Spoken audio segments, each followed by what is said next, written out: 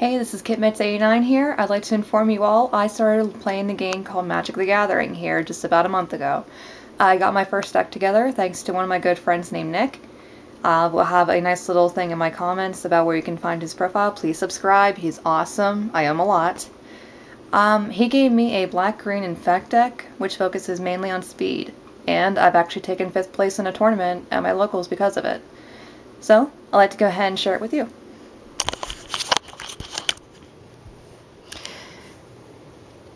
First part of the deck, I have a grand total of 4 Ichor Rats. These little guys, they are 1/1s. They come out, actually they're 2/1s, my bad. They come out here, and as soon as they enter the battlefield, each player gains a poison counter. Now, that may sound kind of bad for me, but most of my opponents will run Infect. And since I only need to land 10 on my opponent to win, he comes in handy quite a lot. The second card I run is a grand total of 4 Plague Stingers. These guys are really great because early on in the game, since they come out for only 2, they can go ahead and be really great for getting the first couple strikes. And plus, since they're flying, they can soar over a lot of things. And hey, turn 2 really comes in handy. Next, I have a grand total of 4 Ironclaw Murs. This little guy, he is come in handy quite a lot as well. He comes out for 2, he's a 1/1 with Infect. However, whenever he enters the battle, whenever he becomes blocked in battle, he gets +2/+2 until the end of the turn. So if something bigger is deciding to block him, he'll go up to a 3/3 automatically. And since he deals his damage in poison counters, it's nice. He's actually survived a lot that way. Okay, my next card is 4 Necropedes. These guys are 1/1 Infects. They come out for 2, same as the Myrrh. But whenever this card is put into the graveyard from battle, you may actually put a -1/1 counter on a target creature. And the best part is that's permanent. So I've actually been able to use it in order to take down more powerful monsters just by simply letting them kill off this guy. Alright, next, I have a grand total of 2 Light Mambas. This guy's really great because he has regen for 1 colorless and 1 forest. He also has Infect. He comes out for 2. He's a 1/1. Hello, regen. That's really great. I haven't used him that much. I'm still trying to think if I want to put something else in his place. Alright, next, I have a grand total of 2 Cis Bearers. These guys come out for 3. There are 2/3 with Infect. And you'll tell you one thing, if you are on turn 3 and you haven't gotten your lower costs, he's actually pretty good to go and be one of your blockers. I normally don't attack with them, but if they have an empty field, go for it. Alright, my next card is 1 Head of the Paraders. He's a 3/2 Infect. He comes out for 4. His bonus is other creatures you control with Infect get +1/+1, and whenever you cast a creature spell with Infect, target player gains a poison counter. Thanks to him, I've actually got my poison counters up to a pretty high amount before he's been taken off the field. Alright, my next card is 1 Putrefex, however you want to say it. He comes out for 5. He has Trample and Haste. He also has Infect. At the beginning of your M step, though, you sacrifice Putrefex. That's the only downside, but he's a 5/3. So as soon as you bring him out, he can hit someone or something for 5 poison counters worth of damage, which is very nice. Bad news, he only stays on the field for 1 turn. But that's why I have my next creature. Yes, you've guessed it, I have Skithiryx the Blight Dragon, also known down at the Den as Skithers. He's a flying, he is a 4/4 with Infect. I can give him haste until the end of the turn by playing 1 black mana, and by paying 2 black mana I can regenerate him. So that's actually come in handy. I've only been able to play him a grand total of 2, and he's been taken off the field once before because, I hate to say it, people are jerks. They like to kill him off and say, hey, cancel. So yeah. The last non-spell that I have here is a Codification Clasp, however you want to say it. Whenever he enters the battlefield, I put a -1/1 counter on a target creature. So that's really come in handy whenever I really need to. I've pulled him out in the beginning, I've just had to wait, but what I mostly use him for is his second effect, which is for 4 colorless, and tapping him, I can proliferate. I can choose any number of permanents and or players with counters on them, and give them each another counter of the kind that's already there. So if I have all my poison counters, I just go proliferate, proliferate, proliferate at the end of every turn, and I get a chance to go ahead and pull off by simply either killing creatures or by getting the player up to 10 poison counters pretty quickly. I never leave home without him. Okay, now on to my instance. I have Giant Gross. I have a grand total of 4 of them. These are probably one of my favorite instants in the game, because for the cost of 1 green mana, target creature gets +3/+3 until the end of the turn.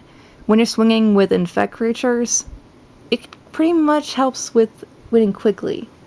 I've actually gone to combo off of using 2 of these and one of my next cards in order to go ahead and get a 1-turn kill practically off of somebody, where I've actually dealt 10 poison counters worth of damage and they couldn't block it, and I won instantly. So yeah, releaseful card. Next, I have a grand total of 4 Vampiric Bites. Vampire's Bites. I used to run vampires when I first started out, but I never got a deck together that really worked, so thank you, Nick. Vampire's Bite is really nice. I mostly use it for its first effect, which is target creature gets +3/0 until the end of turn. If I were to kick it, which costs 2 colorless and 1 black, the creature will gain lifelink until the end of the turn, but I don't really need to use that with my Infect deck. Alright, next, I have Vines of Vastwood. I play 4 of them. I can play a kicker, which is just 1 more green. You need to play it for green. Target creature can't be the target of abilities or spells your opponent controls this turn, and if it was kicked, that creature gets +4/+4 until the end of the turn. When you're playing Infect, how much you go up by in a single turn is a really great thing to be thinking about. By buffing up my creatures to high enough power, I can take someone down pretty easy, especially if it's my Plague Stingers. Alright, next I have 1 Praise Vengeance. This card I've only really pulled out a couple times, but it's been useful every time. Target creature gets +2/+2 until the end of the turn.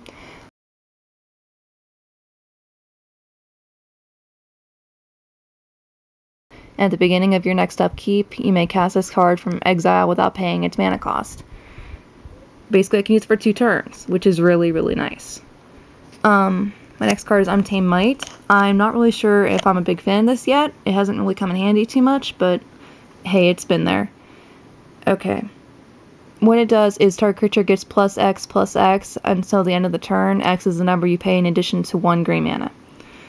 So if you have about 7 swamps and 1 green forest sitting out, and you go ahead and pay all 7 of your swamps, you can deal +7/+7 onto a creature's attack and raise it. So just think about if you had one of your flyers out and you used it. Ouch. Okay, next is basically my swamps. 3, 4, 5, 6, 7, 8, 9, 10, 11. I have 11 swamps that I run, which, since the deck mostly needs its black in order to run the entire thing, I need a little bit more of that than I do the forests. So my other land is my forests. 3, 4, 5, 6, 7, 8, 9, 10, 11. So yeah, that's basically my main deck. I've been putting together a side in the meantime. It's not complete, but it's what I got so far. I just bought these at my local Player's Den a little while ago. It's to Linnea Vess.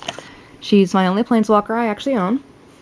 But for +1, target player discards a card. For -2, I search my library for a card, then shuffle it into my library and put that card on top.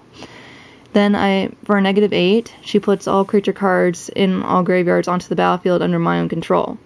So she can really come in handy if I ever were to tech her in. I'm still thinking if I want to use her or not.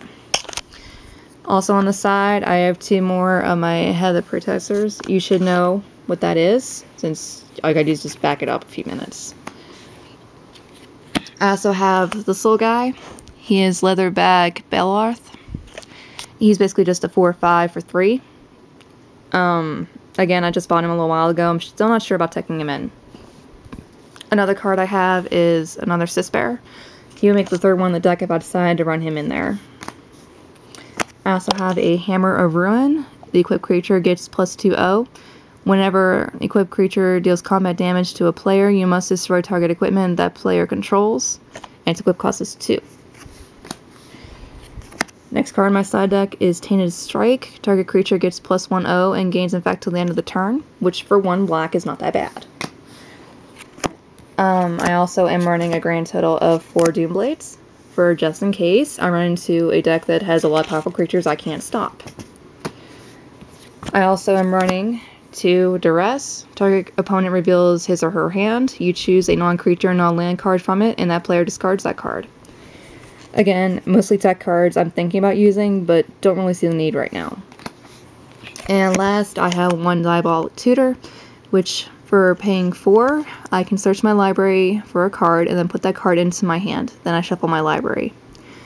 Okay, well, you've pretty much seen my entire deck right now.